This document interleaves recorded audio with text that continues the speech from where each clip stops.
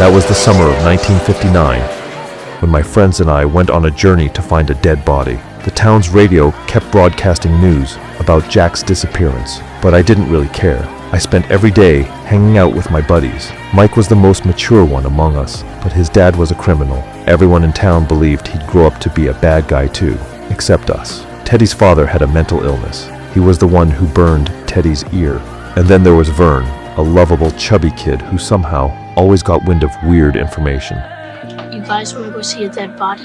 9 months ago, Vern buried all his pocket money somewhere, but when he went back, he couldn't find it. He dug for 9 whole months and never found the cash, but accidentally overheard something else. 2 town bullies had discovered Jack's body while stealing a car. He was hit by a train, but they were too scared to call the police, so they kept it secret. We were thrilled. Even though the body was 20 miles away, we decided to go find it. Everyone was excited, except me.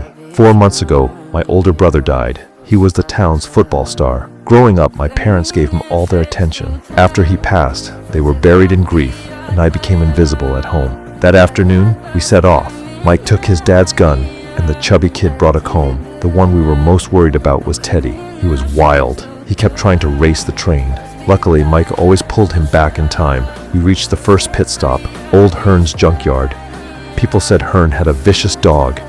If anyone got too close, he'd sick the dog on them, and the dog would always go for one place. We braved it and climbed over the fence. Turns out no one was there. We just hung out, chatting. At that age, we were all curious about sex. I've been noticing lately that the A and the E are starting to bend around the side. Ned's tits are great. Yeah. Later, I took all our money and went to the store to buy food.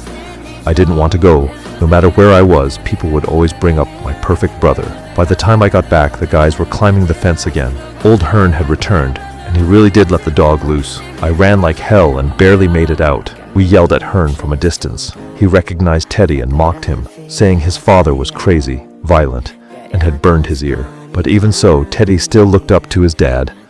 Mike stopped him from snapping again. Vern and I tried to comfort him, but he stayed upset. Mike told me this might be our last adventure. Once we got to high school, the 3 of them would have to go to vocational school. He told me to make new friends and stop hanging out with them, but I'd rather drop out than leave them. Well, then you're an asshole.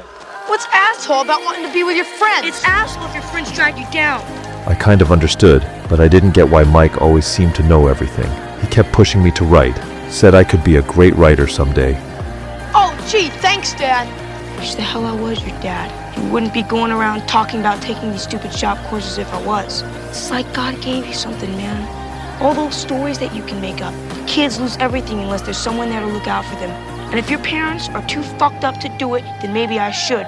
I still didn't fully get what Mike meant. It was like that bridge up ahead. We didn't know if we'd make it across before the train showed up. Teddy didn't even hesitate.